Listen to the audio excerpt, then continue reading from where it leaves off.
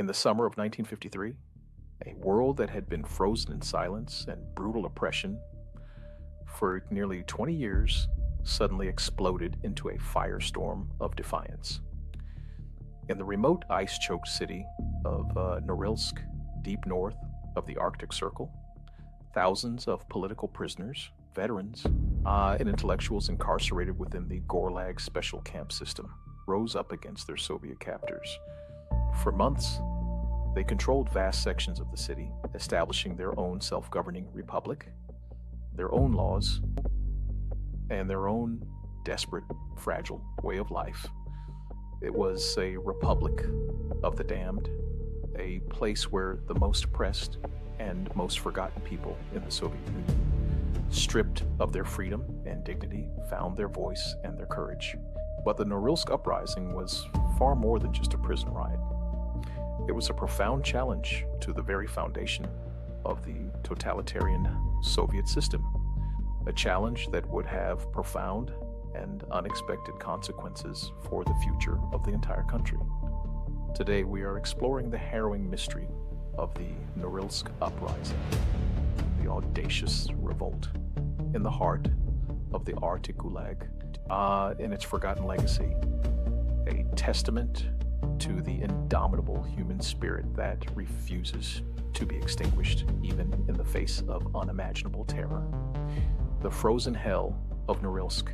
The story of the Norilsk Uprising is inextricably linked to the brutal history of the Gulag, the vast network of Soviet forced labor camps.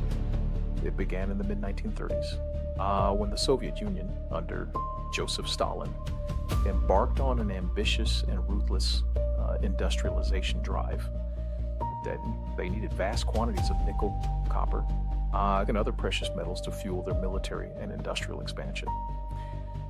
The chosen site was the remote, wind-swept Taimyr Peninsula, a region of unimaginable cold and desolation, where temperatures plummeted to minus 50 degrees Celsius, and hurricane-force winds could strip the skin from one's bones.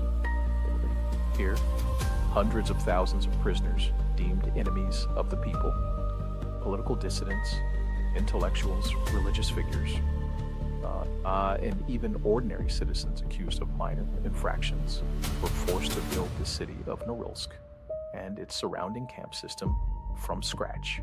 As that's for these prisoners, life was a relentless cycle of brutal labor, starvation, disease, and constant surveillance. Death was a constant companion. An escape was virtually impossible from this frozen hell on Earth. By 1953, Norilsk was one of the largest and most notorious camps in the Gulag system, holding over 70,000 prisoners. The conditions were horrific. Prisoners lived in overcrowded, unheated barracks, often sleeping on bare wooden bunks. Rations were meager, barely enough to sustain life, and medical care was almost non-existent. The work in the mines and smelters was backbreaking and dangerous, with frequent accidents and exposure to toxic fumes. Guards were brutal, and the camp administration ruled with an iron fist, meting out arbitrary punishments and executions. Yet even in this abyss of despair, a spark of resistance flickered.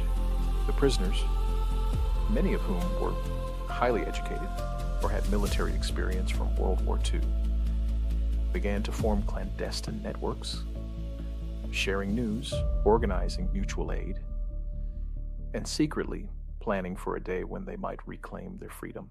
The psychological toll of such an existence was immense, yet it also forged an unbreakable bond among those who dared to dream of liberty. The spark of rebellion. Stalin's death and betrayal. This spark ignited into a raging fire, triggered by a confluence of factors, primarily the death of Joseph Stalin in March 1953. Stalin's death brought a glimmer of hope for many prisoners, as it often signaled a period of political amnesty. However, the subsequent amnesty declared by the new Soviet leadership explicitly excluded political prisoners, veterans of the Second World War, many of whom had been imprisoned for being captured by the Germans, a crime in Stalin's eyes. Echo, and members of national independence movements, precisely the demographic that constituted the majority of the Gulag inmates. This betrayal ignited a powder keg of resentment and hopelessness.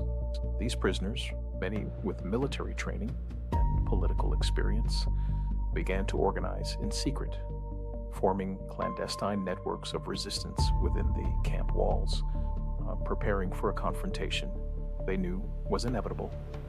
The feeling of being forgotten and deliberately excluded from the promise of freedom was a powerful motivator, transforming despair into defiance. The uprising began on May 26, 1953, when prisoners in several camp zones, coordinated through their underground networks, collectively refused to go to work. This was an act of unimaginable courage, as refusal to work in the Gulag was punishable by death. They barricaded their barracks, formed strike committees, and issued a clear set of demands: the immediate release of all political prisoners, an end to the brutal regime, improved living and working conditions, and an investigation into the crimes of the camp administration. The uprising quickly spread beyond the initial zones, engulfing the entire Gulag system within Norilsk. What started as a labor strike rapidly escalated into a full-blown rebellion as prisoners seized control of their internal camp territories, raising black flags of defiance and even constructing makeshift weapons from whatever materials they could find.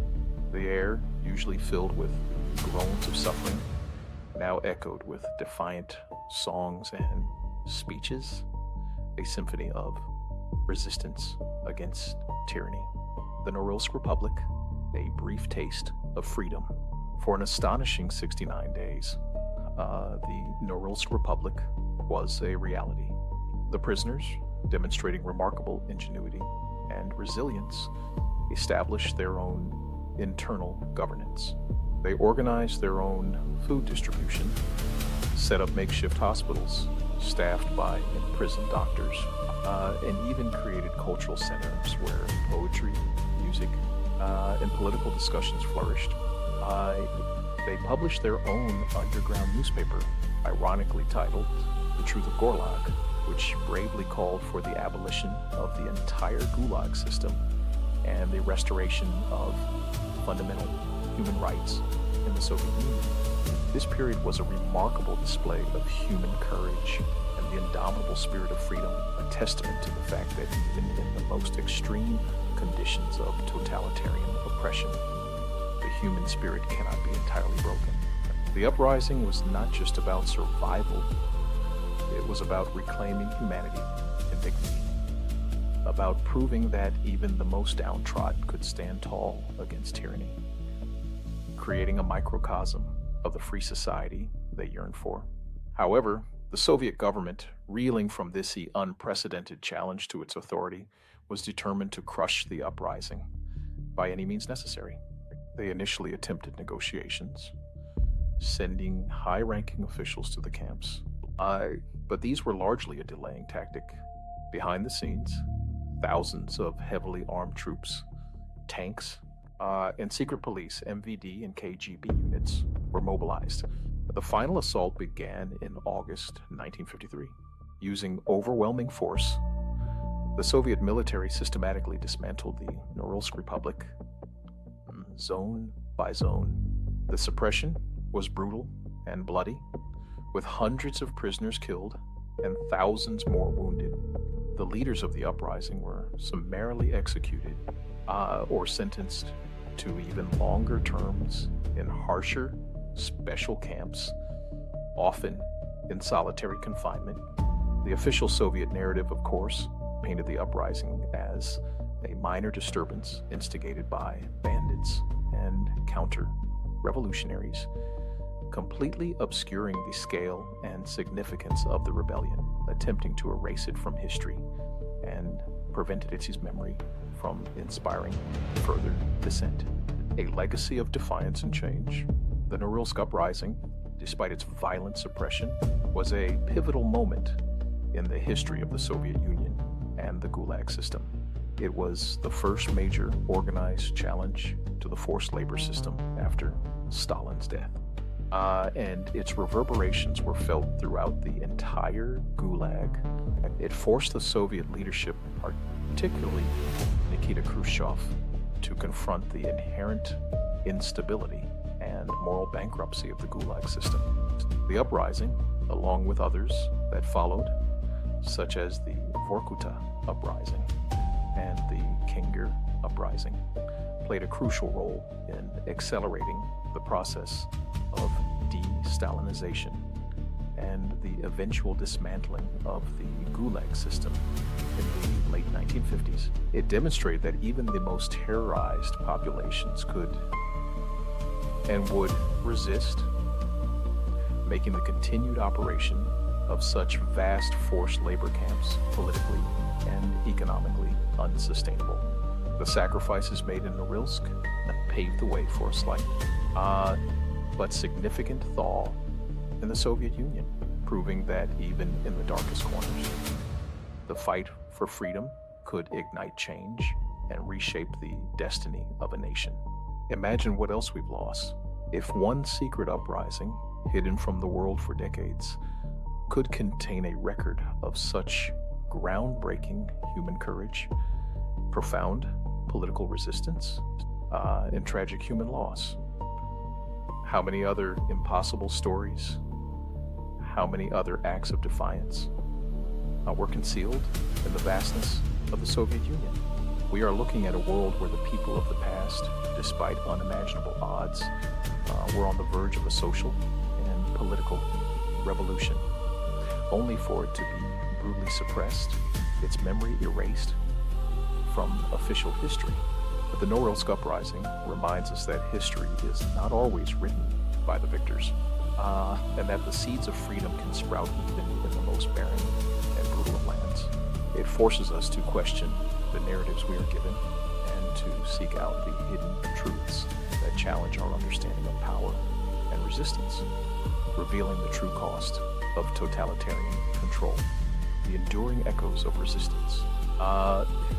The debate over the Norilsk Uprising is a perfect example of the forbidden archaeology struggle.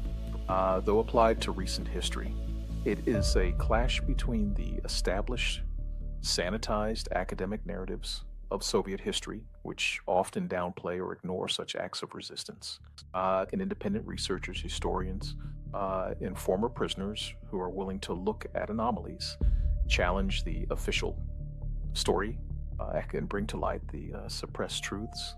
If the Norilsk Uprising was indeed a major catalyst in the collapse of the Gulag system, it means that our understanding of the post-Stalin era is fundamentally incomplete. It means that the power of individual and collective resistance, even in the face of overwhelming force, can alter the course of history in profound ways.